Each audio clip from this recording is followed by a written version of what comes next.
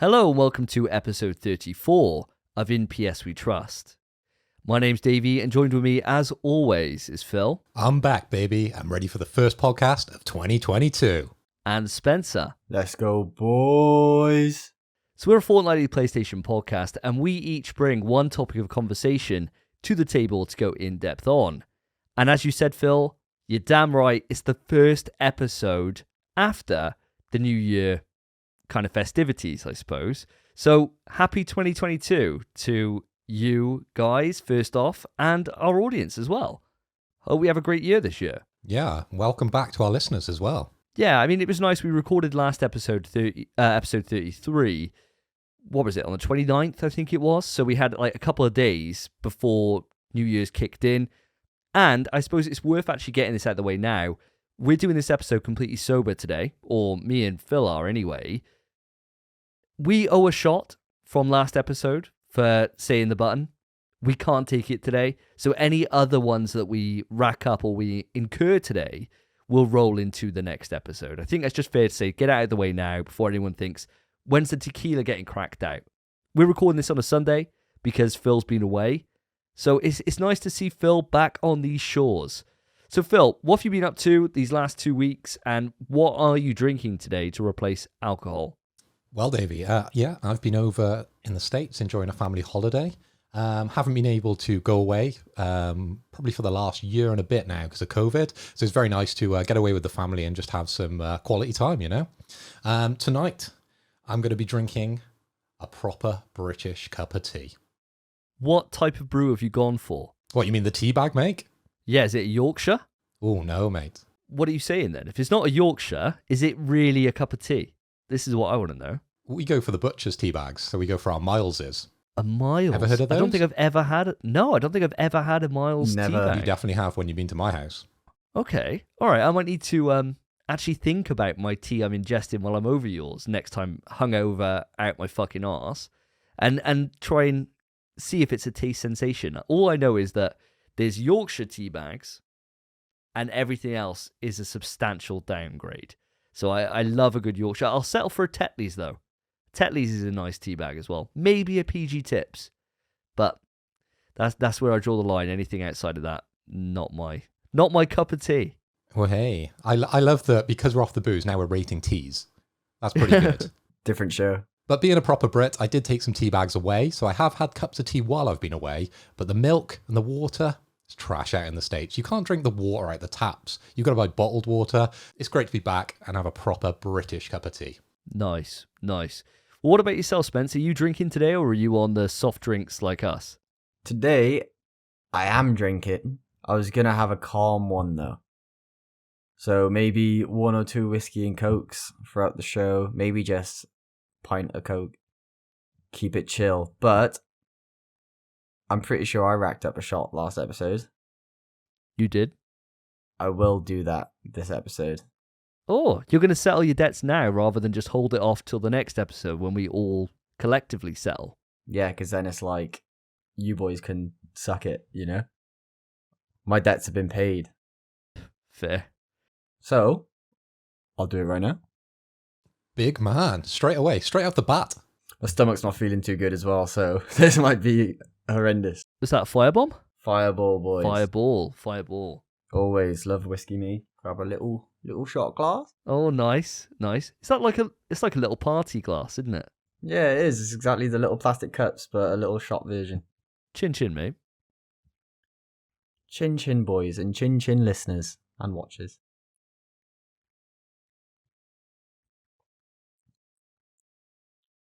He loved that. He fucking loves It's starting not the great show. when you've not had stuff to drink already. No. As your first drink. Mate, I'm not looking forward to alcohol at all. Over the last 2 weeks, I've just been on light lagers. So as soon as I have a Foster's or like a Carlin, it's going to hit me like a brick wall. I love that you chose like 2 beers that are just like average as well. They're like a straight 4%. They're not even like hardcore. It's not like as if you went straight to the special, right? You just went straight up like a nice like kind of mid beer, and that's gonna rock your fucking arse off. You know, that's just gonna rock you for 6. That's 0.5%. That's the difference maker for me. Especially when you get to 37. On a 3.5% Bud Light, can drink those all night, wake up, no hangover over the whole holiday. It was brilliant. Come back, First call in, I know I'm going to be sick that night. Might have to stick to the Carlsbergs then, mate. Still stick on that 3.5s.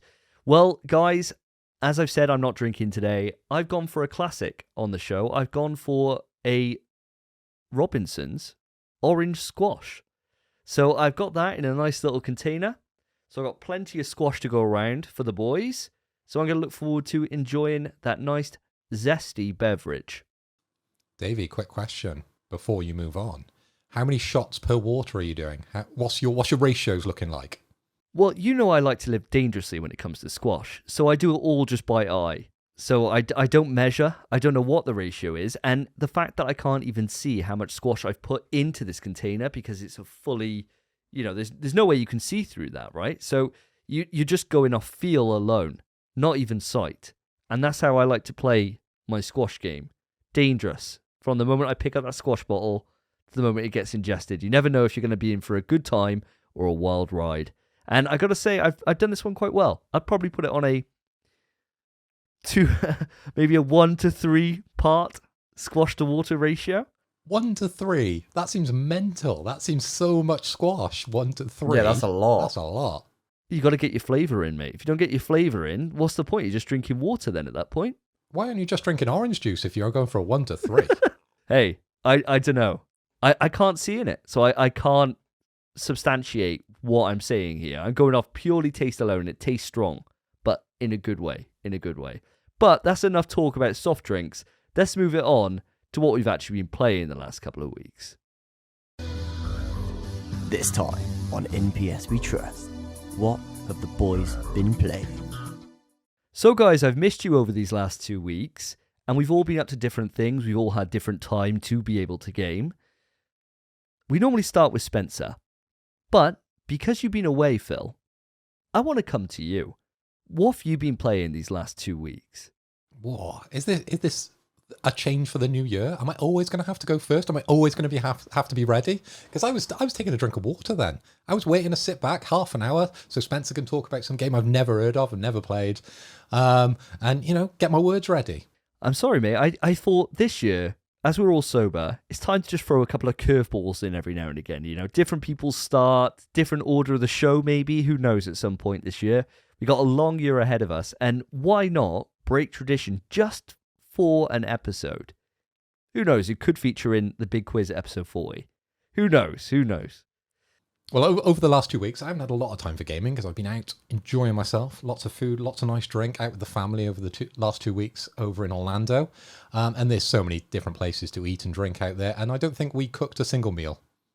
So that's saying something. We're out pretty much every night.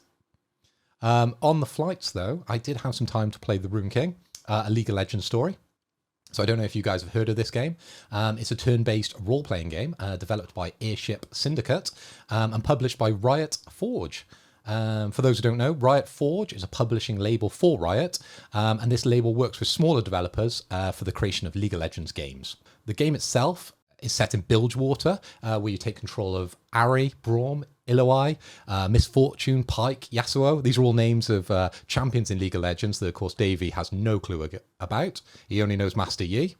I mean, what's the point in anyone else when you found the main guy himself? He's the master, after all. Bro, I'll tell you the point. 2 of those names you mentioned, Ahri and Miss Fortune. Oh, boy.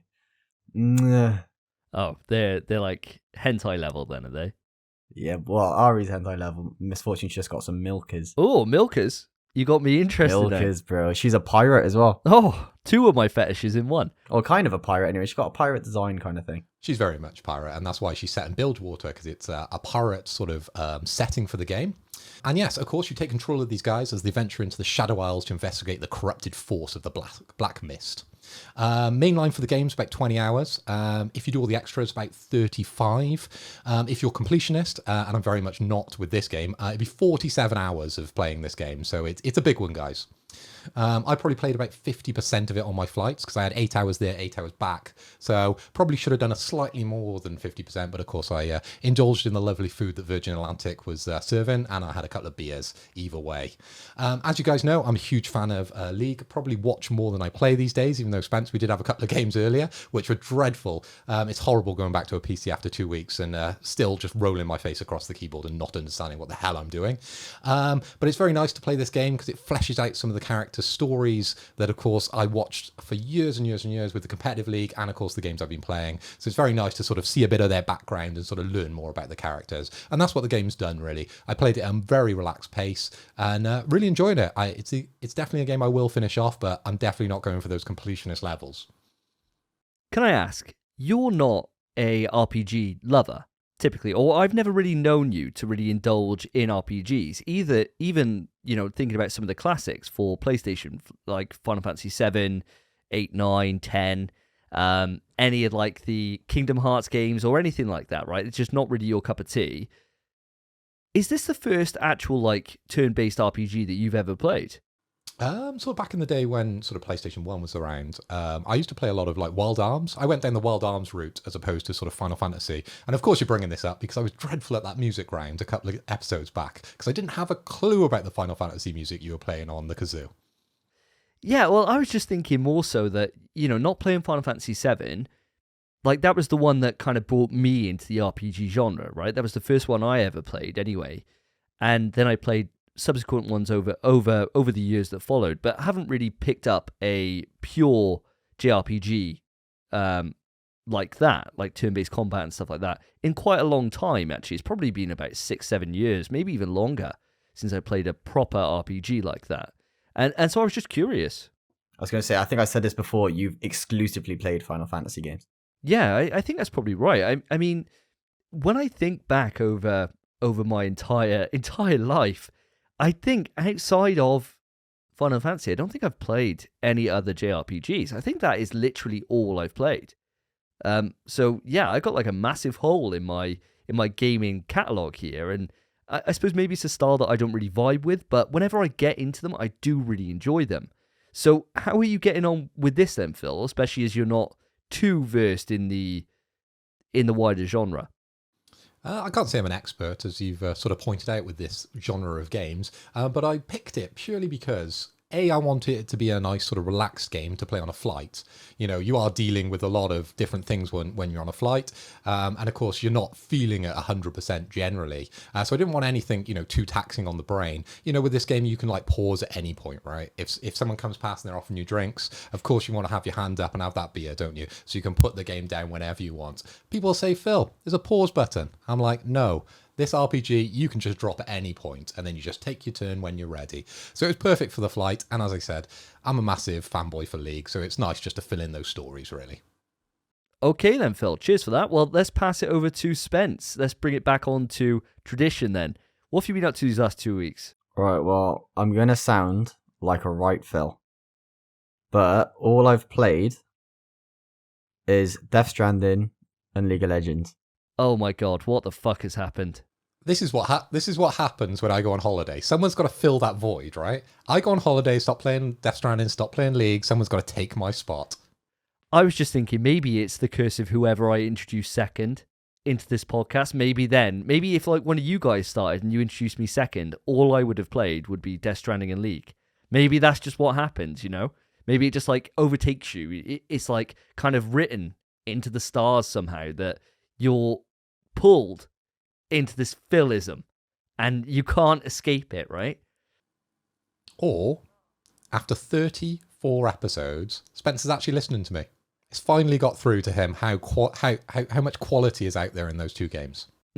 I think my explanation is probably more likely, to be honest. I think it is more fate guiding this rather than your recommendations. But how are you finding? I don't want to talk about League at all, but I will. How are you getting on with League? Are you in silver yet, or is this something that is impossible for anybody who goes second on this podcast? Right, let me explain, because although these are the two games I've played these past 2 weeks, again, I've barely played them.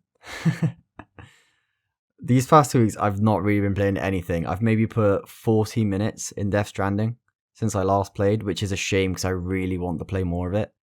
And League, I watched the video the other day and thought, that looks fun. I want to play League again. And I played 4 games today, and that is it. And they weren't even ranked or Summoner's Rift. They were just ARAM, which is all random, all mid. Where you all just, had this one lane, you get a random character and you try your best. And that is it. That's all I've done these past 2 weeks in terms of video games. I have been a busy, busy beaver. Oh, okay. Well, fair enough. I suppose, how are you finding your kind of introduction back into League? Do you think it's something that you're going to pursue more actively now going forward? I'd quite like to, because it is fun. It is a fun game. I do enjoy it. I don't think I'd ever watch it too much, unless it's like content creators rather than professional esports. But then I might change my mind on that. I'm much more a fan of the ARAM game mode rather than Summoner's Rift, just because it's quick fun. You just hop in, quicker games, and it's less taxing, I suppose. But if I have a duo, you know, maybe someone in this podcast that would play with me quite often, which I think they would, then maybe I'd play Summoner's Rift, get into ranked, and help him get past bronze. I play top anyway, Spence. You're going to have to go jungle if you want to come up to my lane. Yo, my Warwick's busted, bro. I got you. I don't recognize this podcast anymore. I don't recognize anything. This year is going to be wild. Absolutely wild. Well, I've been keeping up with tradition, so I've actually been playing a game. So I've been playing Guardians of the Galaxy. Listeners, you'll remember that Phil and me, we did a present swap. So we each gave each other Guardians of the Galaxy.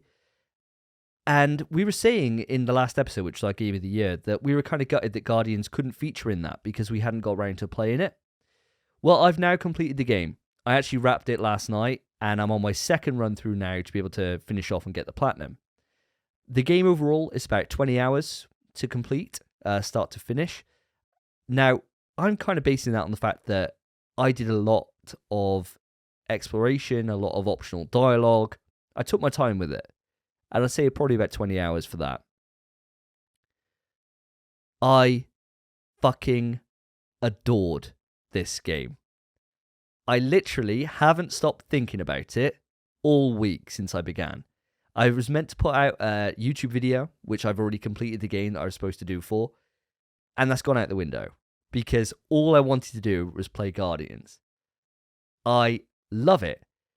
It simply works, as Phil was saying last time, that you go into an area, there's enemies that spawn, you get a battle command system that comes up where you're controlling Star-Lord and you can control the other Guardians with a press of L1 and then select which Guardian you want, which is either on the square, triangle, or circle, or X, and then press another button then to be able to do like a special move for that Guardian. And that sounded pretty lame when I heard about it, and when I watched it on the first kind of reveal, I thought, oh, that's probably going to be the weakest part. I was so wrong. It's so rewarding. It's really engaging, and unlocking all the extra abilities for each Guardian is really fun. And it just feels awesome to be able to just have all this chaos going on everywhere across the screen, but it's all at your choice, and everything's kind of tactical. So it was a good Christmas present, you're saying? Yes, 100%. It was a fantastic Christmas purchase. I loved it. I honestly feel like this game deserved to win that best narrative that it won at the Game Awards. The narrative is fantastic. It's a classic comic book storyline from Cosmic Marvel, which has been kind of slightly changed and realized in a slightly different way to make it feel unique. But it is taken from the comics. It feels very comic accurate the entire way through. The cast of characters you meet, without going through any spoilers, very, very comic book based. I think people who enjoy the comics and not just the MCU, you'll get an extra level out of this game. But for those that are just here from the MCU, you'll have a great time too, because there's a lot that you can relate to. And the core cast of characters in the Guardians themselves are all realized brilliantly. The voice acting is absolutely superb. There's constant dialogue between all 4 Guardians from the moment the game starts until the game ends. They're constantly chucking banter at each other, constantly saying something, some nonsense is going on, and they've got something to say about it.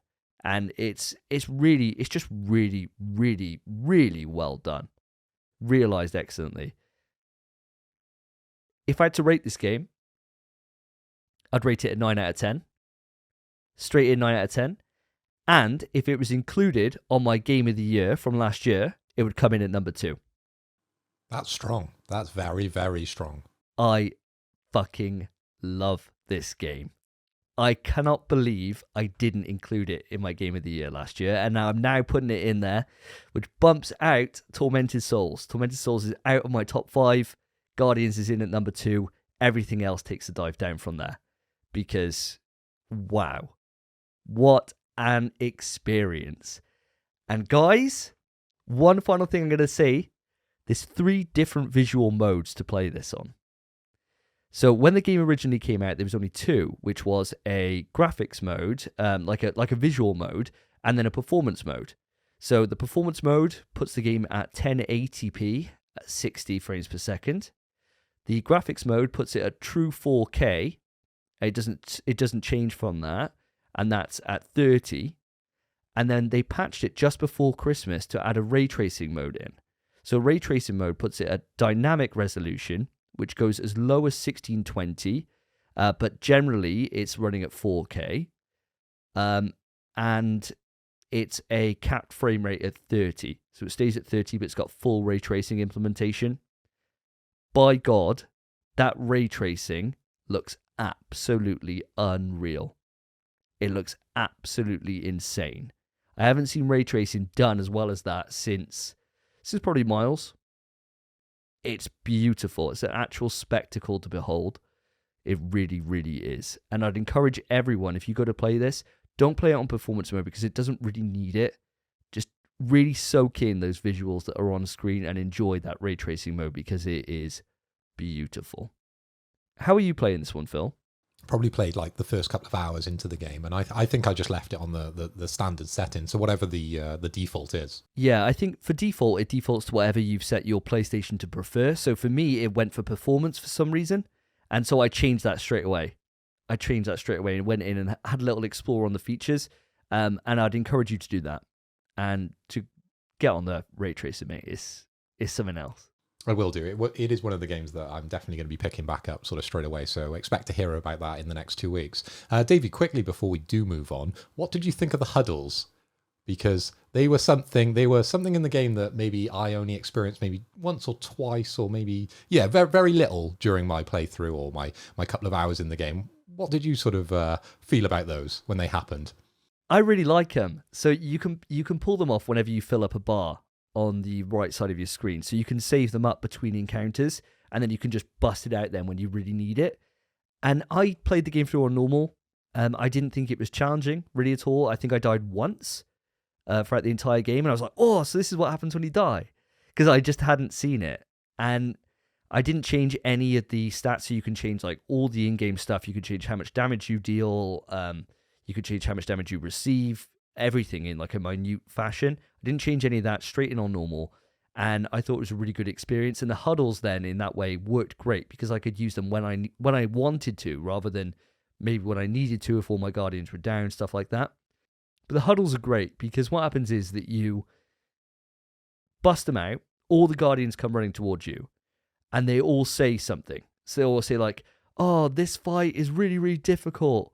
And someone might say, we're going to cut through them like butter. And then you got to find a phrase to say which matches what they're saying. So you might be saying something like, I know it's hard, but our blade is hotter than anything else. We're hotter than the sun. We're going to cut through them like butter. Who's with me? And then if you said the right thing, they'll be like, yeah. And they all get boosted. They get power up. But more importantly, music activates from Peter Quill's Walkman. And there's nothing better than when you get, never going to give you up. Never gonna let you down, playing in the background while you're in a massive combat encounter. It's so good. It's so fun. And do the enemies get a lot better then? Because I think that was one of my comments 2 weeks back, wasn't it? That I was facing blobs and square blobs. Is there any more blobs? There's no more blobs, but there are a couple of enemies that you could tell they didn't put too much design into. that are kind of similar, but there are some quite original looking monsters that I hadn't seen before, and the bosses are visually appealing, even if their implementation isn't exactly amazing. But it's very difficult to talk about it without going into story spoilers, because the story spoilers happen very early on. So I can't really dive into any specifics here. I do apologize for that. No problem. Maybe we'll take that offline. Spence, you got any interest on playing this one? I mean, yeah, I definitely want to play it. I'm sure once you've platinumed it, which will probably be very soon, I'll borrow it off you. But I do already have your Life is Strange and your Deathloop, and I'm trying to play Death Stranding. So from your review, I really want to play it, but I can't let my backlog get that big, not before Death Month next month. I gotta start getting shit finished. I'm busy enough as is at the minute. I want to play it, but definitely not yet, or probably soon, or maybe this year.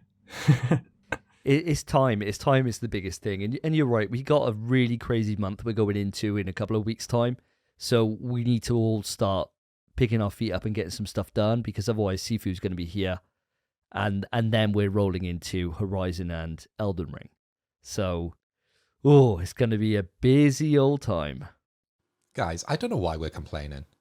We're sat here with quality games coming out of our ears. And we're like, oh, it's dreadful this. I got to complete games.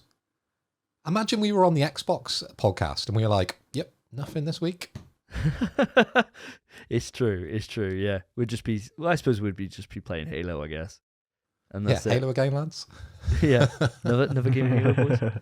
And that would be about it, yeah. I suppose you're right. It's a good problem to have.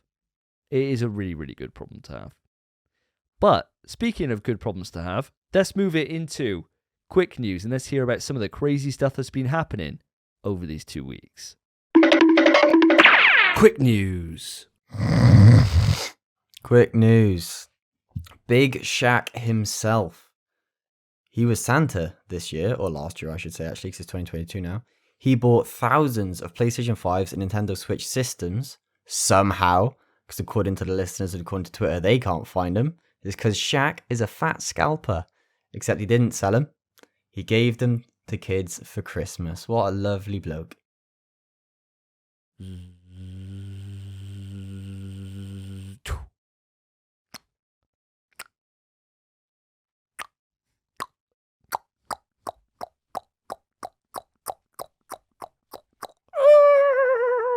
No. Started off as a car and then it just turned into a horse. I don't know what was going on there. Quick news. Bloomberg have reported that the first game by Ken Levine's Ghost Story Games has been stuck in development hell due to Levine's stubborn management style, which has also, unfortunately, led to people leaving the studio. This game has been in development for 8 years at this point and was originally supposed to come out in 2017. Now, unfortunately, guys, an employee estimates that the game's release is 2 years away at least. So don't expect to see anything from Ken Levine's studio anytime soon. Zoom, zoom, zoom, zoom, zoom. Quick news. Current Rockstar employees who were developers on Bully 2 have confirmed the project has been scrapped. It's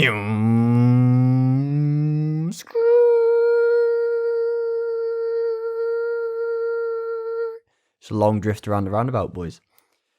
We have a report on the gaming industry in India. PlayStation 5 is supposedly the best-selling console in 2021, and it is currently outselling the Xbox Series consoles by 10-1. The PS5 in its first year has already sold as many units as PS4 sold in 2 years, and Spider-Man Miles Morales is the number one selling PS5 game. Earth, fire, wind, water, hot, go planet. With your powers combined, I am Captain Planet. Captain Planet, he's a hero. Gotta take pollution down to 0. Quick news. Guys, I want to put the game Ill on a pedestal right now because it looks amazing. I just saw this on Twitter. It's a game that's been crowdfunded through Patreon. It's running on Unreal 5 and it's a horror game done by Team Clout Studio. Holy hell, this is definitely one to watch. Now, it's a game that's in very early development. I think they've only been 6 months or so into the actual development cycle for this. But it's a first-person horror game on UE5. And holy hell, I'm so excited. As you all know, massive fans of survival horror on this podcast. So any new studio that is going to put out a survival horror game and it looks up to par, I'm going to be keeping a close eye on it. The link to the Patreon for this will be in the episode description. So check it out, have a little look. Definitely one for us to keep an eye on.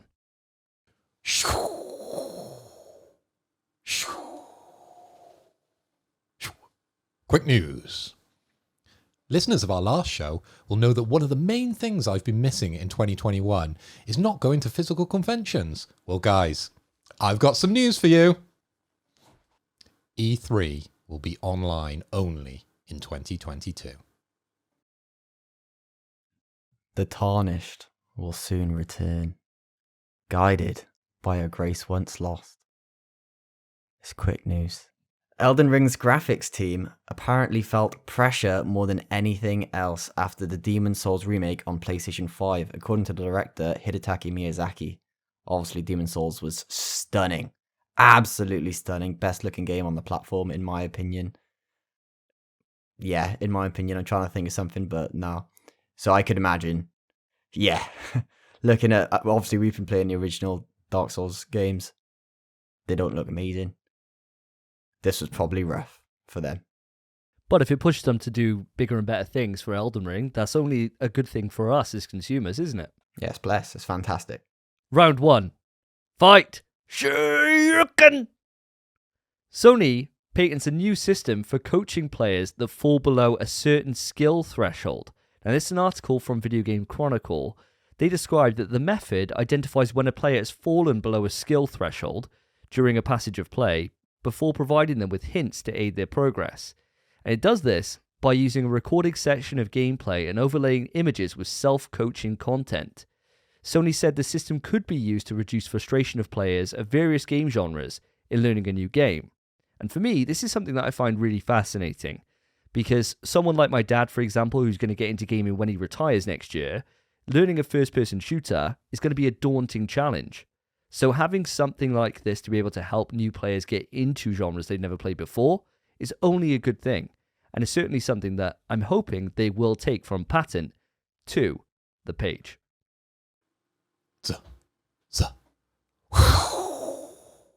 Quick news. I've got some advice for you guys. For anyone that uses social media and Death Month is on the horizon, we need to be careful.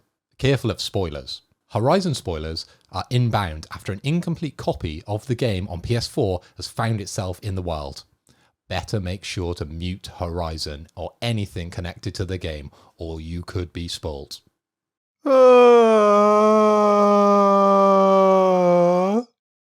Quick news. Take-Two Interactive is acquiring mobile game giant Zynga for $12.7 billion. Zynga, most famously known for Farmville, which I'm pretty sure everyone used to play on Facebook. They've done Farmville 3 as well. Let's go. And I'd imagine 2. They've done Harry Potter Puzzles and Spells, Game of Thrones Slots Casino, Words with Friends 1 and 2, Zynga Poker, CSR 2, Merge Dragons. A lot of games. I was going to say big titles. Games. 12.7 bill seems like a lot to me.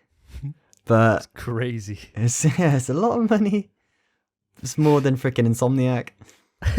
It's like 12 times the... more than that. Yeah, it's more than even that. a bill. Yeah.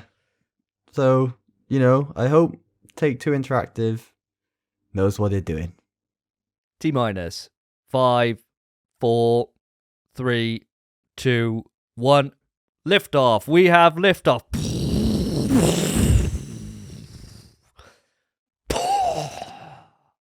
Oh no! Oh no! It's all gone wrong! Quick news. The director of Days Gone has since come out and showed that his game has sold 9+ million copies. Now, this was on a podcast, And after he stated those sales numbers, people wondered why Days Gone isn't getting a sequel. Well, turns out those sales numbers were a bit exaggerated. It turns out he got his data from the trophy numbers rather than the actual game sales themselves. So I don't think this 9 million sales that's being touted about is anything to actually go on. In fact, I'd say it's probably more closer to about 6 or 7 million.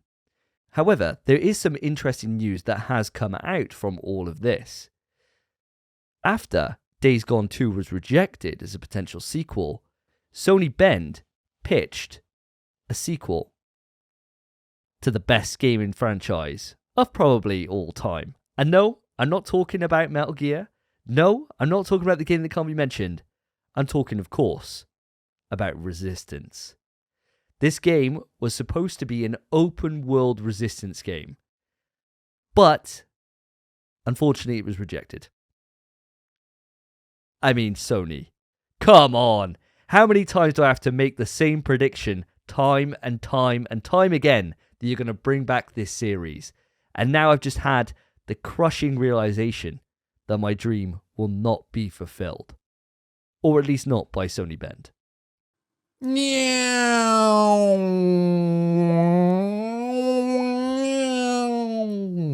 Quick news. Dying Light 2 apparently takes 500 hours to complete. It takes 20 hours to complete the main story, 80 hours to finish the main story and side quests, but if you're a completionist, like me of course, then you're going to need the same amount of time it takes to walk from Warsaw to Madrid to fully complete the game. 500 hours! Hero 2. I am a hero too. Quick news. Bandai Namco announced My Hero Academia Ultra Rumble. This is a new free-to-play battle royale, another one, headed to PS4, Xbox One, Switch and PC via Steam. The game allows you to team up to win a 24-player rumble in multiplayer action, quote unquote, and you can play as characters such as All Might, Bakugo, Midoriya and Todoroki, and I'd imagine a lot more. It's another battle royale, boys. I mean, I love My Hero, so I might try it, but let's be honest, it's going to last a week.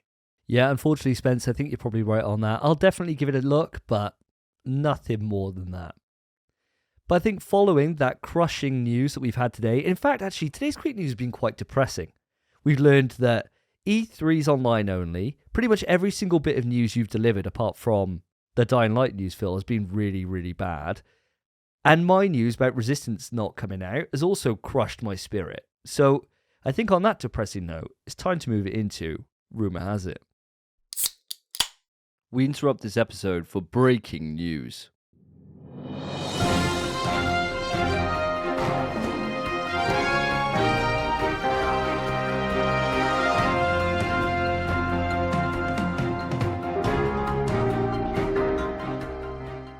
Hey guys, Davey here. I'm doing the edit on episode 34, and all of a sudden, the biggest news ever just drops on us. I'm not going to spend forever on this because the guys can't be here, so most of this is actually going to be covered in our next episode, and we're going to try and get Potato Chief back, our resident Xbox guy, to give us his insight into this. But here we go, here's the news. Activision, the publisher behind such hits as Call of Duty, Diablo, Overwatch, World of Warcraft, Candy Crush, Jesus Christ, and StarCraft, probably one of the biggest, if not the biggest, independent publishers, has been bought by Microsoft. So Microsoft have bought Activision Blizzard for a record $68.7 billion. Just to put that into context, Star Wars was bought for $4 billion. Star Wars. Now, my first take when I heard this was shock, first and foremost, because I always thought that studios like Activision, EA, your Ubisofts, those would always remain independent studios. I thought that's what makes our gaming industry so unique and really creates an extra level of competition amongst the publishers outside of the big three with Nintendo, Microsoft, and of course PlayStation. But no, turns out anything can happen. So Bloody hell. What does this mean for us going forward? I have no idea. This is just literally broke today. Phil Spencer's coming out and saying that existing software that you play elsewhere, you're still going to be able to play that. They're going to honor that. But I'm still kind of waiting to see what's going to happen with Bethesda when it comes to franchises I love, like Doom and Wolfenstein. And I have no idea what's happening there. So, I don't know. I'm not feeling too confident about this. This is a massive blow for Sony. It definitely is. It all depends on the strategy they want to go down now. They could quite easily gate content off and say, nope, Call of Duty ain't coming to PlayStation. Diablo ain't coming to PlayStation. And that would be a real crushing blow for the PlayStation faithful and for Sony at the end of the day. But it all depends on how much they want to hurt their back pockets, because we all know that Call of Duty sells gangbusters every single year, and 70% of that audience is on PlayStation. It also begs to question what the marketing deal is that Sony has in place already, because as we know, Sony pays for exclusive content every single year, and sure, it's not massive things. It's normally like some throwaway mode and some extra class setups, but they get all the advertising is done on Sony's stage for Call of Duty. Will that continue? How long is that deal for? These are all questions we don't know the answer for, and this deal is going to take a year to close. There's a lot to unpack on this, and I don't want to do that solo. So unfortunately, guys, we've missed out on covering it on this because we recorded it on the Sunday. This broke today on the Tuesday, the day before this episode goes live. We will be covering this in depth next episode, and hopefully by then we'll have some more insight into actually what's going on here. So stay tuned for then. Anyway, back to the show. Kick it!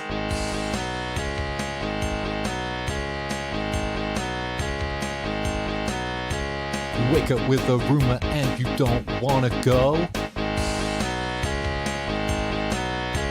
You ask if it's confirmed and they still say no. Okay, guys, so the first rumor today, rumor has it that a new beta version of the PS5 system software is due in the next couple of weeks. So hopefully it's something that we can expect out in general release fairly soon. Now, the rumor is with this, that this update is going to bring VRR, 1440p resolution, a social feed, dynamic backgrounds, and themes. Guys, is this something you're interested in, or would you prefer to be able to add the trophies onto your quick access menu? Phil, let's start with you. Started off as if you were going to bring us some good news and bring us into something which I would, appreciate with an update. But social feeds and backgrounds, man, I can't get excited about that. Can you? Do you ever want your Facebook followers jumping onto your PlayStation, or people liking the games? Did you ever do that back in the day? Connect PlayStation to Facebook so your trophies came up on your Facebook feed. Do you remember that? Yes, I did. And yes, I was one of those people. I actually did do that. And I got to say, sharing stuff, right? Like, sure, you can share stuff to Twitter, but sharing stuff to Facebook just seems better because you don't have that, like, arbitrary time limit that you have on a Twitter video. Because on Facebook, it can be whatever length. So you could record, like, a 10-minute clip and just put it on Facebook. And I really like seeing my old Facebook memories from PlayStation 4 when it still had that Facebook integration, and seeing some videos I used to share, like some really crazy Dragon Ball Fighters combos and things like that before I started putting it on YouTube. I did really like that stuff. Do you use Time Hop? I think it's this app which takes you back into the past, right, of what's happened on Facebook. I can imagine you scrolling through your Time Hop going, oh, remember when I got that bronze trophy in Resistance? Oh, good memories. Great memories, that. What, 6 likes? Oh, lovely, that. Well, on Facebook, they got built-in memories, and it's just what happened on this day. And it's really surprising what comes up in there. And sometimes it's just really cringe stuff that I used to post when I was like 18. But other times you get like some cool little gaming things. Like you get a moment where I say something like, oh, the game that can't be mentioned 6. I don't care what the critics say. This is one of the best games I've ever played. And you look back and you think, oh, Jesus, how wrong was I, So it is quite a nice little thing. And I will be happy for that inclusion. But for me, the thing I'm most interested here is dynamic backgrounds and themes. Mega interested in that. Since going back and playing a lot on my PlayStation 3 and looking at the themes that are on there, it's awesome to be able to have like a Last of Us background or a Killzone 2 background or anything like that. It's just really nice. And I used to really enjoy when I used to get like special editions or like digital deluxe upgrades or whatever it was, and getting these extra little themes in to be able to customize your PlayStation background to whatever you want it to be. I really miss that. And I'll be super chuffed to see that come back, because I really feel like it's just cool to be able to like have the menu music from like a game just in the background all the time. My PS3 is already plastered with The Last of Us as its background, Last of Us 1, and my PlayStation 4 was Spider-Man, if I remember rightly. I'm so down for this. I'd fucking love this to be true. What about you, Spence? See, I first saw this and I thought, yo, dynamic background themes, that's hype. I wouldn't use them. I genuinely wouldn't. They were so good in PS4 and PS3 because when you hovered over a game, that game was just a little square. And that was it. But now on the PS5, you hover a game and that game's music kicks in. And it takes up the whole screen. You get some art from the game.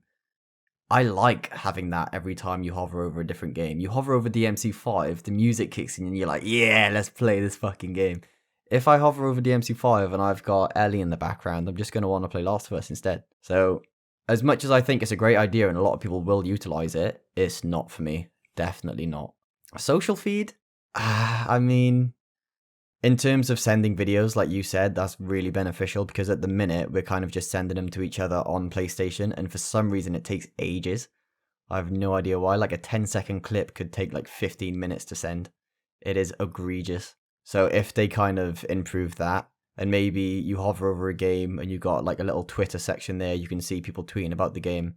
But hopefully your muted words come into play. Because if you hover over a brand new game and there's spoilers there, that's a bit peak. So they'll have to figure out something like that, but that's not a bad idea. We've needed 1440p for a long time. A lot of people have complained about that. A lot of people have like PC monitors that are 1440p instead of 4K because they go for the high refresh rates. So that's beneficial. And if it means we get more games that are 1440p 60 rather than 4K 30, then I'm all for that. I'd rather that than, like you said with Guardians, that being 1080p 60. I'd much rather have 1440p game mode. And VRR, I mean, that's fine. Variable refresh rate is good. But I'm fine with 60 refresh rate just because that's all my TV can handle. So that's not too important to me. But I think everything in this, other than maybe social feed, is beneficial to at least a few people. So I think it's a good beta update. Yeah, and of course, we need to stress this is just a rumour, so this isn't confirmed by any stretch. And apparently this was something that was supposed to be released before the end of last year, before the end of 2021. But apparently it was then delayed and brought forward into this year. So we'll have to see. But personally, my hype level for this, I would be on board with it. And I actually do believe it to be true. I can definitely see this being something that they want to improve and want to tidy up kind of the card system and how that works a little bit better on PS5. So I don't think it's been properly utilized that well. And I don't think people taken to it too well. But yeah, I'm siding on this being true. What about you guys then? How are you feeling about this one? Yeah, it's bound to be new. Nothing in that list sort of strikes me as being, completely out of this world. But it does strike me, I always like to look at the negative of these things. It does look like a bit of a cash grab because as soon as we can have dynamic backgrounds and themes, it's just another way for Sony to start selling you these things. The dynamic backgrounds and themes. Of course, if you're getting them with games, that's kind of nice. But if there's an extra cost to these, I've got no time for it. What about yourself, Spence? Yeah, I believe it's true. It's not impactful enough for it to be fake. Whenever there's fake, there's usually like some small things, then something huge. But this just all seems like quite nice little changes that would be beneficial, so I could imagine it being real. All right then, we'll have to just wait and see what happens in the next few weeks. So boys, rumour has it, The Last of Us Remake is almost complete and will be out this year. Also rumoured to be a director's cut of The Last of Us 2 alongside the long-awaited multiplayer version of Last of Us 2. What do you boys think of this rumour? Do you think the game needs a remake? What are your thoughts? Spence, I would have thought you'd be slightly more excited about this because I remember, when you got your multiplayer trophies for Last of Us 1, how excited you were. And to read this, they're bringing multiplayer to The Last of Us 2. You should be popping off, bro. Come on. No. Just no, bro. We've spoken on the podcast before about these kind of rumors and saying about how we didn't feel like The Last of Us remake actually needed a remake, that it was fine as it was, especially with the PS4 port where it bumped it up to 60. And to be honest, I feel the same way about a director's cut for The Last of Us 2. I really don't feel it needs it. I mean, it would be nice to have 60 on there, but you could just do that through having just a PS5 improvement to the game, right? It doesn't need to be like a full thing. I mean, I don't know what else they could do to it. The game boosted version of Last of Us 2 already has 60. It's 60, 1440p. So what's the point in this? Like, what more do they need to add to it? Sure, you can get, adaptive triggers and haptic feedback built into it. But apart from that, I really don't feel like this needs it. Hell, this game came out like 5 months before the launch of the PS5. Like, it's not like as if it's an old game. It doesn't need this. I don't know. I can believe this to be true, because it seems like something Sony are just doing now with the games that came on PS4. Do I want it? No. Will I buy it for Last of Us 2? No. Last of Us Remake? Probably. Yeah, I'll probably end up buying that one. I can see this being true, 100%. I've got a quick question for you, Spence. Was there any sort of details linking this to maybe a PC port? If they were going to do the next version of The Last of Us, this remake, are they going to be bringing it to PC, or is it just exclusive for PlayStation? I don't think they've announced anything yet in terms of that. I mean, Last of Us 2, maybe Last of Us 1 remake, they might do something with that, but Last of Us 2 is too soon. They'd like to wait a few years, don't they? Whereas Last of Us 2 isn't actually that old yet. Yeah, for me, it would make sense if they were going to do this remake. Well, they are going to do this remake, and it is going to come out. And I definitely believe it will. It is a pure cash grab, because it is one of the best games pretty much of all time. In our list, I think it won, didn't it? Game of all time. So props to The Last of Us 2. And I'm sure, Naughty Dog have got their trophy on their shelf from MPS We Trust, and they love it every time they walk past it. But if they were going to bring it to PC, I could see this is the opportunity to do it. If they're going to do a big push on PlayStation, get people talking about it, push it on all the socials, and then, of course, get those PC sales as well. But, of course, we'll keep our eye out for that news if that does seem to come out. Yeah, it's a good point about the PC stuff. I mean, you got to think how well that God of War has done now that it's just launched on the PC. It topped Steam charts. It's had a critical reception, which has been absolutely stellar. I think it's sitting on 93 Metacritic or a 96. Really, really high anyway. And it does look absolutely beautiful using, Ultra on PC. Looks way better than how the PS5 kind of upscaling does on it. I mean, the game would look leaps and bounds better than it would do on the PlayStation 5 or PS4 when you take it to high-end PCs. I can't see them doing it just yet, not with the director's cut. And with the remake, no. They'll want to hold on to those for probably about 3 years before they come out. But you could see the original PS3 version of The Last of Us be released on PC. I suppose you can already get it as part of PS Now. So is there really that need to be able to do that? Probably not. But yeah, I see your point. It would make sense doing it kind of day and date with PC or not far behind, then just not playing that game. And to be honest, I suppose it's probably for the benefit of us that, the PlayStation hardcore, that they get to milk us for sales. As soon as we're all dry, they then go to the PC crowd, and that's how they're funding the experiences we're having. So, I can't fault that strategy. Davey, who owns a PlayStation and hasn't played The Last of Us 2? That's criminal, mate.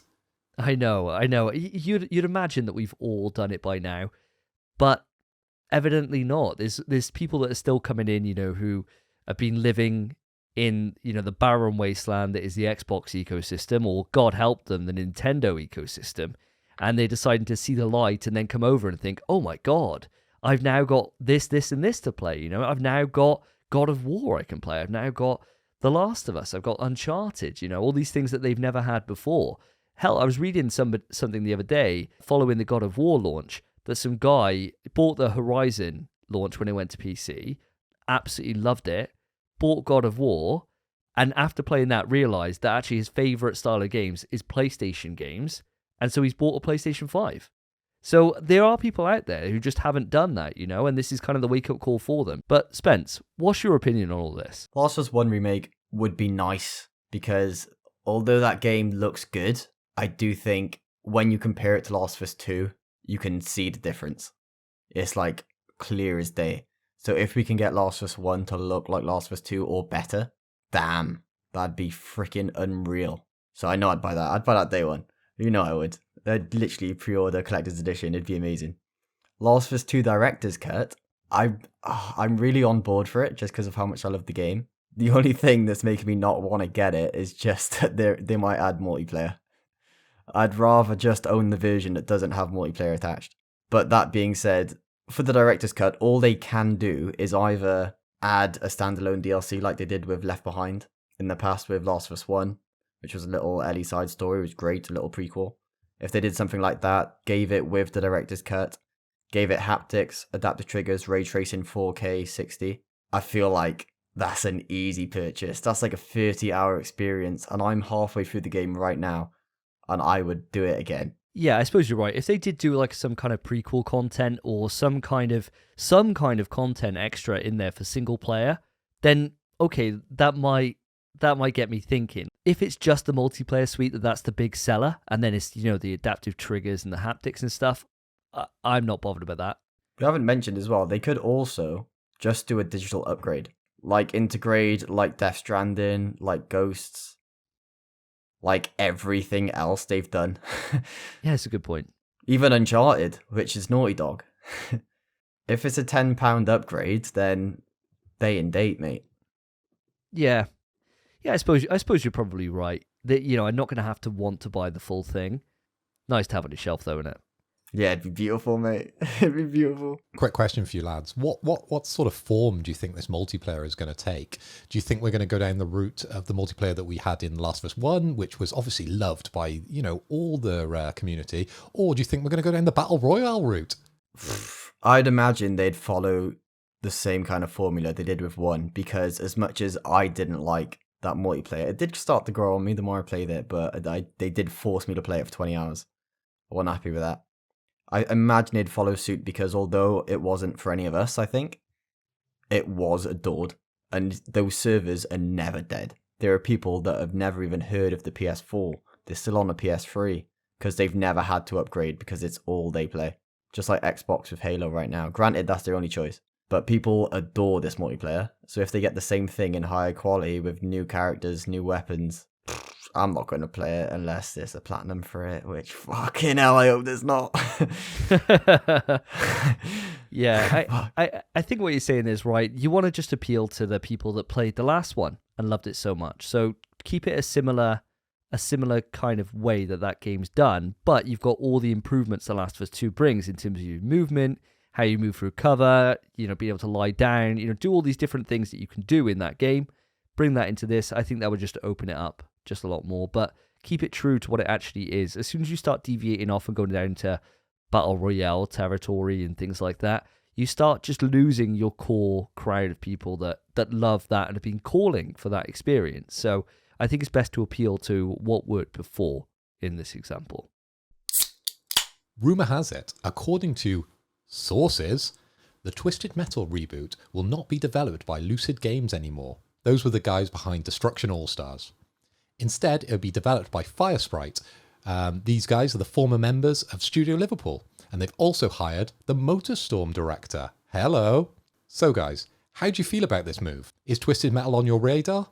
I know, Davey, you were a big Motorstorm guy back in the day. I'm actually super chuffed with this news because Firesprite are just an amazing team to be able to put on this because, being ex-Studio Liverpool, that means they're the Wipeout developers.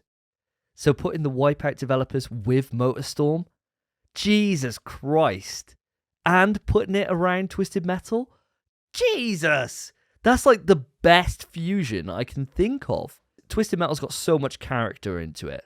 And sure, they haven't had a great Twisted Metal game since probably Twisted Metal Black back on PS2. But there's so much potential there for that car combat, especially when you're putting that with the racing chops that the Wipeout has and the arcadey fun that Motorstorm is. I think there's just so much there that you could do and really, really make it stand out, especially with like Studio Liverpool's graphical prowess. Because Wipeout, when it came out on PS3, was an absolute jaw dropper. To be able to see what that team can do now, Firesprite, given this, this actually gets me really excited for Twisted Metal in a way that I haven't felt since PS2. Definitely sounds like a bit of a dream team they're putting together, doesn't it? I can't think of a better team to put on this than that. Honestly, it's like perfect. I mean, sure, I'd prefer the team to just go back to MotorStorm or to go back to Wipeout, because those are franchises which mean more to me personally. But given the choice between Lucid Games and this, come on. This is like total opposite ends of the spectrum here. You got Lucid Games, which put out probably the worst launch title on PlayStation 5. Yes, Godfall's a better game. And then you've got the potential. And I suppose this is the thing. I'm talking potential with Fire Sprite, because we haven't seen what they can do yet. So this is as good of a proving ground as anything else that I can think of for them. How about you, Spence? I mean, it's not on my radar at all, really. I think my favorite thing about this rumor is just kind of imagining how this all happened. Like, I could picture freaking Lucid Games being on their knees in front of Sony about to get sacked, and they're like, just one more chance, please. Anything, just give us a game. We'll do it, please. And they said, Twisted Metal reboot, fail this and you're done. They were like, okay, it's fine, we got it. They showed them their like beta version of the game, and they were like, that is fucking shit. You're scrapped. You're not working on this. We're going somewhere else. And Lucid Games just being fucked. That Destruction All Stars was shit. Shit game. You are right. It is the worst. I supposed to be launched, got delayed. It was supposed to be 70 quid on launch as well, but it got delayed. They gave it to us for free. Jesus, nightmare of a game. But I've never been a Twisted Metal fan. I played a little bit of MotorStorm, I think, on my PSP. I never played much Wipeout. So racing games have never really done it for me, other than, what was that game? It doesn't matter. I won't remember it. Ridge Racer. It was Ridge Racer. I remembered it. Great game on the PSP. Fantastic game. Fantastic fucking game. But other than that, I've not really been a huge racer player. So for me, if it happens, it happens. It's not a game I'll be borrowing from Davey. That's all I'll say. Unless, of course, it comes as part of PS Plus. Maybe we'll play it then, because that was the only reason we jumped into Destruction All-Stars. Well, I mean, the good thing about a Twisted Metal game is that they're fun couch games that you play a group of you around, kind of like Mario Kart in a way, that you just kind of get the boys together and you just play and you have fun with it.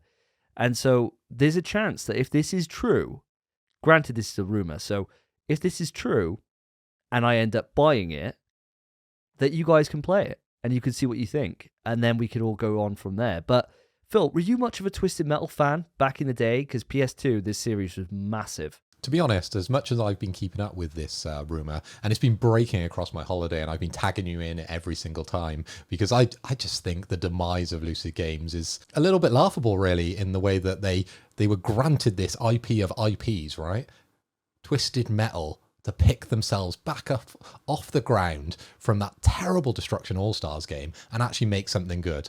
And now it just seems like it's been, yoinked off them and then given to Fire Sprite, who, as we've sort of gone through, developers of Wipeout, and they've got the MotorStorm director. It's the dream team to be able to put this game together. So I don't know what's happening over at Lucid, but I do feel slightly sorry for them. Yeah, I'm not a massive racer, but I think it is a game. If you had it or it was part of PS Plus, I would like to play with the boys, as you said. A couple of beers and just, smash some cars up. It would be fun, but I'm not paying 70 quid for this game if it comes out at the top end of retail. Yeah, I mean, we're making a lot of assumptions, so we'll have to just wait and see. And, if the game gets shown and it looks just fun as all hell, they'll have my money. And I'm expecting, with the talent they've got here on roster, that it would be one of the most visually appealing games that PlayStation could put out. Something that would rival Guerrilla's expertise, for example, with Shooter Liverpool especially. But Davey, imagine they messed it up, right? You've got Ronaldo on your team. You've got Messi on your team. You've got Salah playing for you. You've got Erling Haaland playing for you. A lot of these players you probably don't know because you don't follow football. But you've got the team of teams on this, and you fall. That would suck. And especially as the Twisted Metal TV series is in the works, or movie, whatever it's supposed to be. I think it's a TV series for Twisted Metal. This is like the perfect kind of time to relaunch that franchise and make it into a real thing that people care about now, rather than it being something that, people my age look back on and think, whatever happened to Twisted Metal, If they do mess it up, it's gonna really, really suck. But we might end up seeing it sooner than you think, lads. Let's move it on to the next rumour.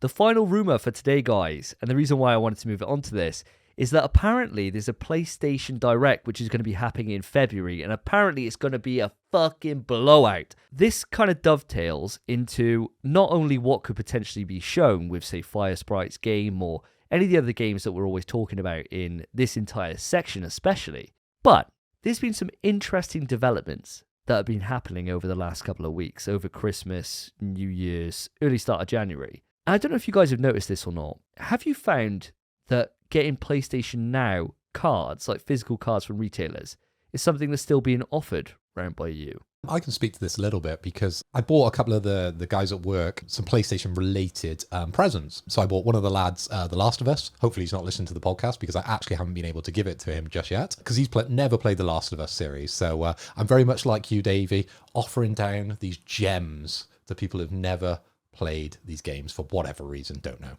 And then I bought one of the other lads a PlayStation Now subscription because he's a PC guy and I wanted to see how that sort of worked and get a bit of feedback from him. But yeah, I was only able to find that digitally. I did try and find the card because I thought it would be a little bit nicer as a Christmas gift, but I was only able to find it digitally. This is the thing. They've been taken out of stores in the US a few weeks back, and now they've been taken out from stores here in the UK. So this is leading everyone to believe that the rumoured Project Spartacus is coming round the corner. Now, Project Spartacus, for those that aren't aware, we covered it, I think, about 3 episodes ago. It's essentially where Sony are changing how PlayStation Plus works, and they're putting different tiers in, with the top tier being the ability to play PlayStation 3, PlayStation 2, and PlayStation 1 games. Oh, and PSP games, I believe, as well. All into this service that you can then access whenever you want to, be that streaming or download. The reason why this is being rumoured so much is because a few people, while searching the PlayStation 5 store on their PlayStation 5, have found PlayStation 3 games on there with a price tag attached. Now, normally what happens is if you search a PlayStation 3 game up on your PlayStation 5, you'll get linked to PlayStation Now. It won't have a price on it, it will just link straight to it. But users are finding these price tags there. It's showing that there's something going on in the background here. Seems a little too coincidental, really, that the PlayStation Now service, the cards are being taken off, that you got these games now that people are finding on their PlayStation 5, which looks like they're being loaded in the back end for PS3, and you got this rumoured Direct happening, this absolute blowout Direct in February. To me, I'm on board for this. I reckon this is something that's probably going to happen, and I could see this happening sooner rather than later. You're very much saying the stars are aligning for this to all come together, aren't you, Davey? Yeah, 100%. 100% I am. So when you were saying that some users have found the prices appearing, do you mean that's a bug? Is it something Spencer may have noticed yet on his PlayStation? I mean, I'm looking on the PlayStation app right now trying to find PS3 games. Live bug hunting, That's guys. literally doing Live. Any luck? It's not happening, no. I mean, I've looked at the example on the website and they found Dead or Alive 5, which is a PS3 title, and I've searched that exact game and I can't see it. So it looks like your powers only extend to when it's actually negatively affecting your experience. So it's not something you can do when you want it to be a positive benefit for us, the podcast. It's just something that's just set there to impede you rather than to aid you. So it is a curse, like I originally said it was. Always has been a curse. Since birth, mate. It's a birth curse. It sucks. So now that we've uncovered the limits to Spencer's bug hunting powers, Phil, putting it back to you then, what do you think of this? Do you think there's anything in all of these different, as you said, stars aligning in this unique way? A lot of the time when we're in this section of the show, there's no smoke without fire. You know, there's always something going on. I guess a lot of these rumors you probably read from Twitter, and I know the way it gets on Twitter, where people start piecing this together, piecing that together, piecing this together, and they kind of miss, you know, what's actually happening here. So I'm not sure if I can believe the rumor completely, but I definitely a few of these things are going to come true. So what about yourself, Spence? What are you thinking? Well, in terms of like the PlayStation Now cards, I haven't bought like a digital card since 360, the Xbox. And back then, actually, little story time, if a new Call of Duty DLC had just come out and you go to the shop they'd say, are you using this to buy Call of Duty DLC? And if you said yes, they'd say, we're not selling it to you. So you'd just go in and you'd be like, oh, FIFA points. And they'd be like, oh, okay. Just lie. Just lie straight to their face. Why wouldn't they sell it to you for the DLC? Because it's 18 plus. Or 16 plus back then.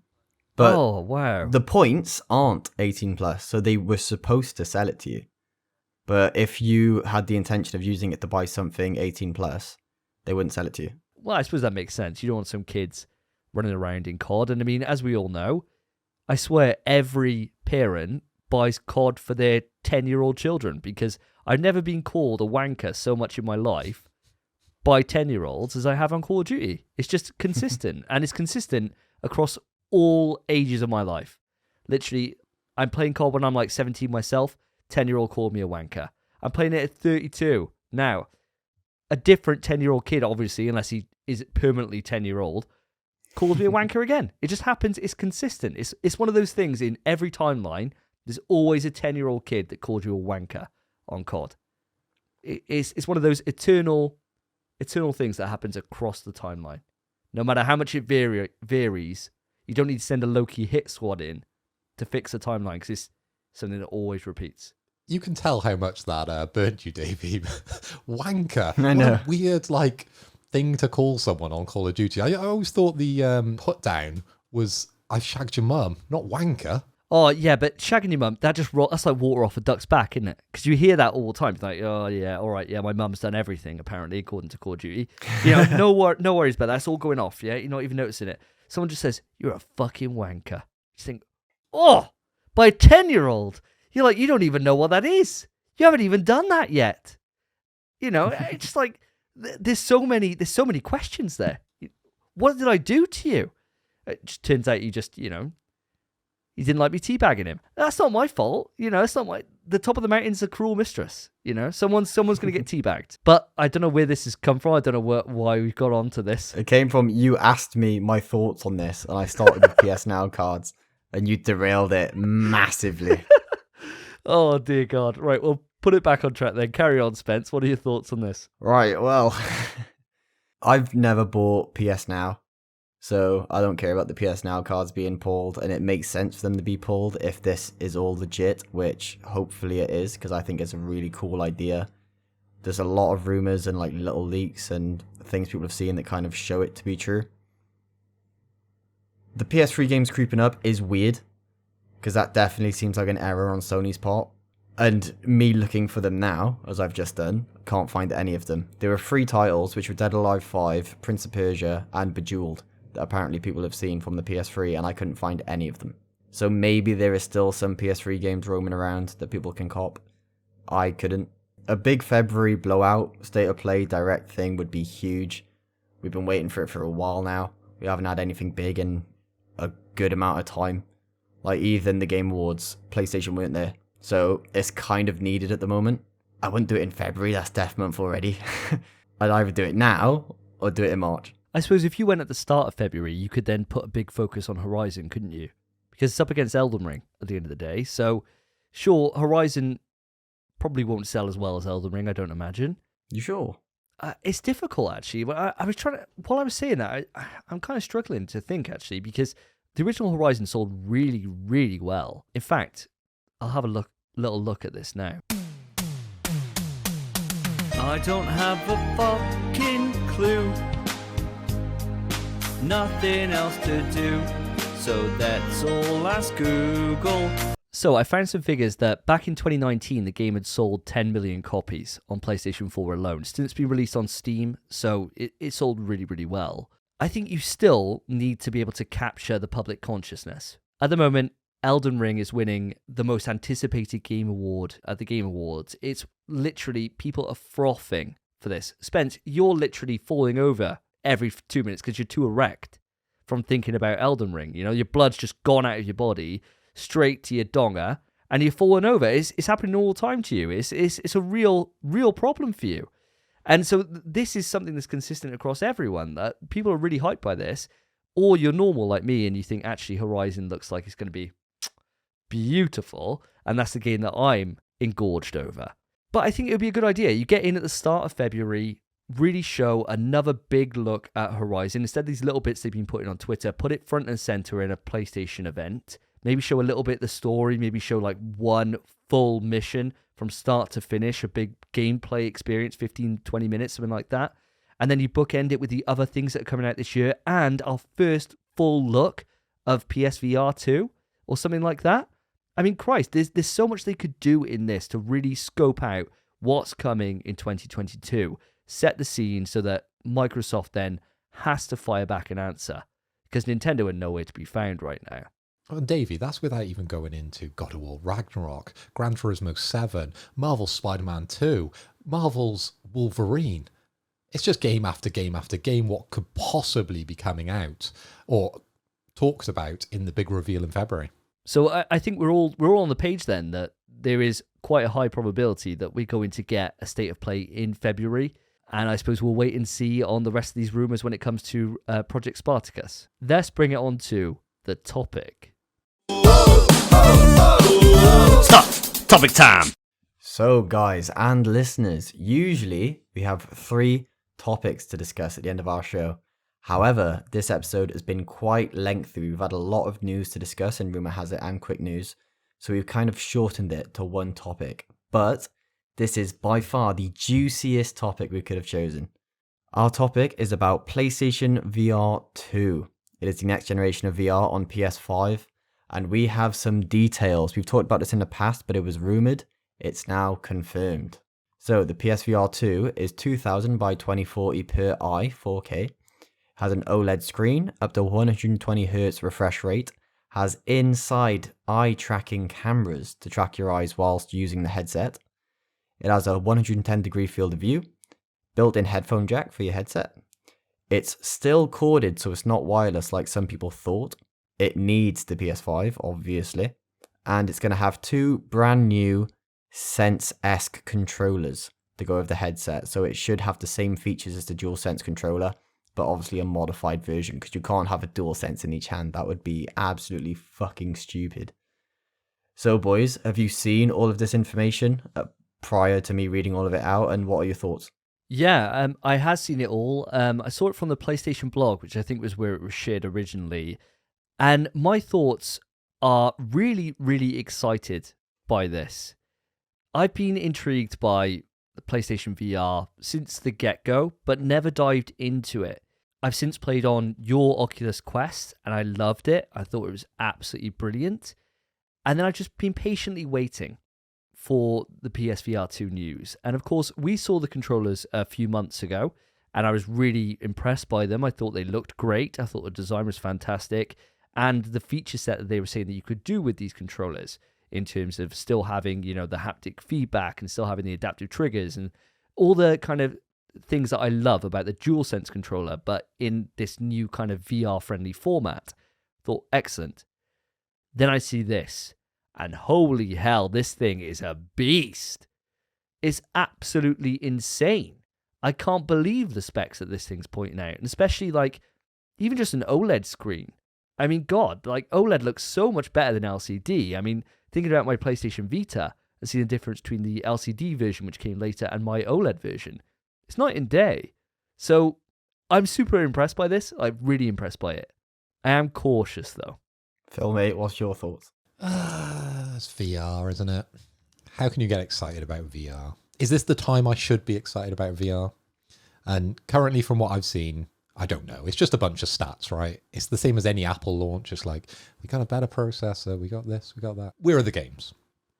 That is the big thing for me, right? If this game comes packing the games I want to play, then this possibly might be the chance for me to jump in and actually put the dollar down and buy a VR headset. I don't own a single headset up to now. I've resisted it, but I've only had sort of limited exposure to it. You know, when we've been to conventions in the past, Davey, you know, we've tried different things with the Oculus, and I think we've done PSVR. We've gone down in the shark tank and, you know, been scared by the shark. Ooh, amazing. We've shot people out the side of cars and done all the tech demos, but it's never been up to that level for me where I thought, do you know what, I'm going to put some money down on this and want to play it. You know, I've been tempted on sort of multiple occasions, I suppose, with the Valve Index, but that was only really to play Half-Life Alyx, and then then I would definitely pass it straight onto eBay and get my money back. But yeah, it's going to be down to the games for me. Do we have any ideas of what it's going to be coming with? I know we're very early days at the moment. Spence? Yes, Phil. We know a little bit, not a lot.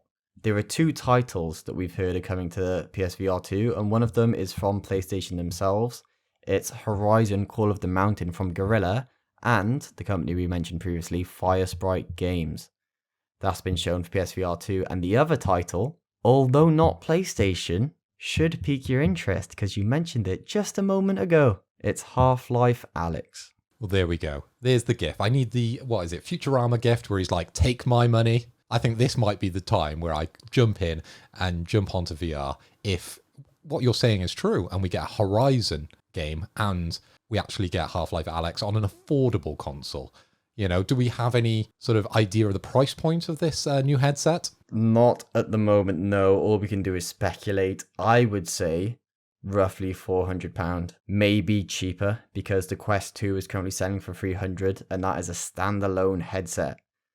VR used to be very expensive. My Quest was £400, but the prices are going down. So even though like the specs on this specific version of a VR headset are really impressive, it still needs the PS5, so they can't sell it for a massive amount. I would guess $350 to $450, somewhere in that range. And of course, you're talking about $1,000 if you're going to go down the Valve route with their Index, aren't you? You are, yeah, and that is... They can definitely be pricey things. Yeah, and then pair that with a gaming PC that has to run the games. $2,000 total, not a $2,000 gaming PC, Jesus. Just to put it out there, the Half-Life Alyx is heavily rumoured to be coming to PlayStation VR 2, but it's not actually confirmed yet at this stage. So all we know about at the moment is the Horizon Call of the Mountain. I mean, I love Horizon. Christ, I've been gushing about it on this podcast anyway. I already said I'm engorged. I don't need a PSVR to engorge me further. I don't think that's physically possible. So that's piqued my interest quite a bit. Now, what you were saying about price, Spence, if it comes in at $400, $450, happy with that. I'm really, really happy by that. However, I can see it being more expensive than that. I don't think it's a wise idea. But how does this headset stack up to its competition? And I suppose that's probably the easiest way to be able to gauge price, because what? The Valve Index is what? Like $1,000 you were saying? I mean, how does it compare to that in terms of spec? It kind of has better specs, although a lower refresh rate. And I think the main difference with the 2 platforms is that Valve Index, you kind of have large sensors that you place in your room, and those track your movement. So you could have your arms behind your back and it will still know where your arms are. Whereas the PSVR 2, similar to my Quest, they're putting the tracking cameras on the headset themselves. So it will only really be able to track you when your hands are in front of your headset. So it's kind of like Valve Index can do more practically in terms of VR, whereas PSVR can do less, but it'll look nicer. Gotcha. So that's something I haven't followed the Valve Index because it's PC only, and that isn't my place to play. So I wasn't really too sure of that. But that sounds really interesting. So that's why the price for the Valve is so high, because you've got all this extra stuff to be able to make it so it's like an actual play space, rather than it be just a headset you chuck on your head and controls in your hands. So is it more comparable then in that way to the Quest rather than the Valve? Is that a more fair comparison? It's 100% more comparable to the Quest. Obviously, the only main key difference is that the Quest is a standalone headset, so you don't need a PC or a console to play your games. You can, if you really want to, you can hook it up to your PC, get that bit of extra power you need, play Steam-specific games that aren't on the Quest store, but you don't need to do that. Whereas, obviously, you need a PS5, you need the games, and you're tied to your PS5. Whereas the Quest, you can take it over your mates. At night time, well, not at night. You can't take it outside because it burns the cameras. So I wouldn't go outside. But I'd imagine PSVR 2 would have the same kind of thing, but obviously your PS5 would have to be outside, so that'd be insane. Yeah, unless you got like a power cord in the back garden or something, or a Jenny. Take a Jenny out with you for a nice, quiet PlayStation experience. You're like, what's that? Shouting over a fucking generator or something's probably be alright for when you're getting chased by a chainsaw guy. It'd probably work then, but outside of that, I don't think a generator would really add to that immersion that VR is known for, would it really? Yeah, price-wise, if this comes in where you're thinking, I'm on board. If it comes in any more than that, it's going to be a sale then, which is going to be a little bit tougher for me. And it would definitely be on more Phil's line of thinking, where they'd need to really impress me with a suite of games rather than just one or two. Yeah, 100%. And looking back, PSVR, the original launched, what was it, 350. So you're saying it's only gone up by 50 quid? I'm not sure I'm going to believe that one. I'm thinking it's probably going to be slightly more expensive. But even me saying, take my money now, I probably will be cautious and want to, play at a convention or play it around your lads' houses first before I actually put the money down with VR. Because ultimately, how often am I going to play VR? Spence, you have a Quest, don't you? How often do you play your VR headset? It's not as often as I'd like. I'm trying to play it more often now. I've got some good games for it.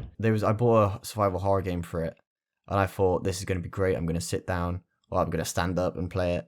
And I started it, and VR's different, guys. It's scary, bro. I got like 4 minutes into the game, and I was like, nope, not happening. It's scary, bro. Yeah, I suppose that's the thing. You've really got to work yourself up to play a bit of VR, especially if it's you're flinging your arms around with some sort of Beat Saber or something like that. You've really got to be in the game, haven't you? It's not like the lazy man, sit back and use a bit of mouse and keyboard or, just one of the PlayStation remotes. Yeah, it's definitely like harder to sit down and get engaged. More often than not, like lately anyway, I've kind of just been picking it up. I've been like hopping in Beat Saber or this shooting game, this rhythm-based shooting game is kind of the same thing, but with guns as Beat Saber. And they kind of just like exercise games for me at the minute. So obviously I'm not going to the gym or anything, so I'll just pop my headset on, start swinging my arms about. And after like 15, 20 minutes, you're like, whoo, what a workout. You're sweating, your arms are aching. You're like, why should I go to the gym? I got Beat Saber at home with some anime music. I'm good. I mean, what more is there? What more can you possibly want from your VR headset, right? Getting a workout. I mean, your arms are already probably getting a bit of a beating from all the Elden Ring content that's coming out. So you got that and Beat Saber together. My God, you definitely don't need to be doing bicep curls, mate. You're gonna be stacked before you know it. Maybe you need like a Wii balance board underneath you as well, so you can do some squats for that. That'd be sick. There we go. You have the whole thing totally plugged into the Matrix then, wouldn't you? In PSP Trust, let's make that. Make millions. Can you see this being here at the showcase event? This that we were talking about only on the last topic. I can 100% see it, and obviously they've officially announced all this news, so it'd be a bit strange for them to announce all of this and then not show it. It's been rumored since the PS5's launch, maybe even prior to that. And now they've given us all this news and been like, are we going to show it off? Get fucked. There's no way. And also, like, Phil, you mentioned earlier that you can't imagine it being cheaper than the prior version because obviously it's so upgraded. But in terms of, like, the Quest, my Quest was 400 quid. And then they improved all the specs massively. It's a massive improvement and doubled the storage. And it's 100 quid cheaper. I think technology in terms of VR has come such a long way that it probably either will be cheaper or the same price, maybe 400 quid, maybe 50 quid more. But that's it. And I fully see them showing it off in February. Fair, good point. For me, it's a VR headset. Where is a VR headset going to sing? At a conference where you can actually go and put it on your head. An online event showing VR, it's just not going to, get to those high heights, is it? You want to go there and actually have that physical experience with the VR headset itself. Maybe later on in the year. I know COVID's just up and down at the moment, so we can't guarantee anything. And it's probably one of the worst times to ever try and, put one of those sort of events together. But that's where it would sing. And that's where you would get, all the media in and get to play this, as opposed to it being an online event, especially with the plethora of games that we've got to look forward to on the PS5. I think it's going to be too stacked in February. It's a good point, but then it's also the case of when do you reveal it?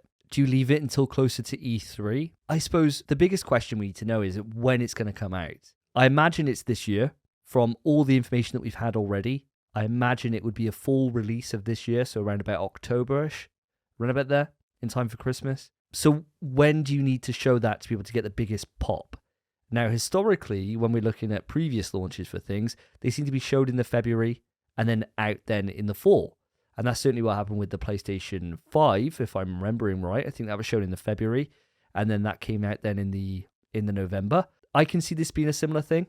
Like you say though, Phil, if it's not shown at this event, it's not really the end of the world, because we're not like starving for game reveals and things like that at the moment. We're starving for just additional information on those games. That's all we're starving for right now. Outside of February, though, maybe a May window. That's the only other window I can think to show this, and it still have the lead up they need to get the kind of pre-orders in to be able to gauge how much they can actually make of this thing. You know, we're having so many problems with them making the PlayStation 5s. Surely, aren't they going to be worried about parts and things like that for this, or is that not really an issue? I don't think that's an issue for this at all. The restrictions for the development of the PS5 is due to the lack of processors. And this is basically a gyroscope monitor on your head. It doesn't need the same processor that a PS5 will need. I can't imagine them having much difficulty. I think if PS5 keeps being difficult to make and produce, then they kind of just have to wait for more processors. So why not make something else and get PSVR2s out in the ecosystem? Yeah, but you still need the PS5 to play the PSVR2, Yeah, you do. don't you? So it would kind of have this weird imbalance. But guys, I got a quick question for you before we get to the end of this topic. Could you see Sony doing a standalone kind of VR event for this? Is it big enough to have its own event? Especially if you're going to bring to me a Horizon game for VR. It's big enough, provided they have the games to show. I don't think a February event would be big enough, because I can't imagine them having enough games. If they did one later on down the year, maybe closer, like they announced the PSVR2 now, and then later on down the line, they do a games showcase showing off VR games, that would be really beneficial to them. At the minute, I could imagine them just kind of showing off a few games, then ending it with that whole, the bubbles and the balls and stuff, like with the PS5. And then it pans out, it's a PSVR2 and some Japanese blokes swinging his arms. Be class. I kind of echo Spencer's thoughts there. I can imagine it being a case of it just being a standard kind of showcase, and then it like kind of goes dark or whatever. And then all these like things flying towards the screen. But like a bit of light, and then just the PSVR2 unit. And then someone comes out and they say, "We're pleased to show you the first look at the PSVR2. Of course, you know all the stats," and they read through all the stats. We've seen the controllers before. This is what it all looks like together. More details to come later in the year. And then later in the year, then you get a PSVR event where they showcase the games that are coming and the price. I don't think we're going to have it all in one go for this February event, but I do want to see what the headset looks like. Ultimately, it doesn't really matter. It's on your head, right? You literally don't even see it as soon as you put it on. It's physically impossible to see it yourself when you've got it on your face. But I do want to know what it looks like. I would like for it to advance to one point where it stops being a headset and it's a full-on helmet. So instead of just, you have like the screen in front of you, because that's what it is. Like even on the Quest, you can still look down, and through like the nose gap, you can see the floor. I'd like it to be a full-on like Iron Man mask, and you are just surrounded by screen. That would be sick. Oh, right. Okay. I get what you're saying. I thought, full on helmet. So something to do with your mouth as well. No. You want the screen to be the full width and the full height of your head, right? I get what you're saying. Yeah, like your head's basically in like an inverted disco ball or something like that. It'd be sick. I mean, ultimately, what we want is we want it to be like Star Trek, where you go on and everyone in their house got like a hollow bay, and you walk in and you're like, holodeck. Oh, holodeck, yeah, not holodeck. Okay, thank you, Phil. You saved me from all the Trekkies. Well, they are bays, but yeah, sure, holodeck. Yeah, the Trekkies would come after me. They hold no mercy, the Trekkies. So that's what I want. I want it to be a case that you just eventually walk into a room and that's it. You're just in this alternate reality. That would just be so hype. Like the danger room. I want the danger room, but no danger. I was gonna say, yeah. Yeah, but no actual physical danger to me. And probably not so much physical exertion. I want to be able to go in there in like my slippers and my dressing gown and have a good time. I don't want to be like having to run because I'm being chased by something and I've got to run like a football field to get away from them, I don't want that kind of exercise in my life. Just a small little holodeck, maybe somewhere I can just plug in, jack in, and that's it, done. Just like monging out. So you won't be playing FIFA on your PSVR2? No, especially if it was lifelike. Can you imagine how I'd do against like Salah? I'd just be fouling him straight away. I can't even tackle you, Phil, let alone an actual professional footballer. I'd have to be fighting like the 10-year-old kids who train at Liverpool, and then they'd just run away and call me a wanker. And then we'd be back full circle, just like Call of Duty. It just happens every time. every time I'm near a kid. Do you reckon that kid listens to the podcast? Just thinks I'd love him to fucking write wankers. in. If you've seen Davey in any game and you've called him a wanker, please write into the show, impsvtrust@gmail.com. And there's loads of other ways that you can interact with the show and to help us. So the best way of doing that and the best way to support us as a podcast is to leave a rating on Spotify. You can also do it on Apple Music or Google, any of your podcasting services that gives you a rating system. Please do it. It really does help us. But we're pushing at the moment for Spotify, as that's where most of you listen to the show. We also have Twitter, so if you go to @impsvtrust, you could call all of us wankers as a group, or our individual Twitter accounts if maybe just one or two of us are wankers. Those will be in the description below. And finally, for you people, we're just saying wanker all the time now, so I'm just gonna go with it. Everything's a wanker now. And for all you wankers who use Reddit, you can find us on there. So call us wankers on there. We'd love to interact with you on our Reddit. We put all the latest news from the podcast up on the Reddit page. It'll be in the description for you to find it.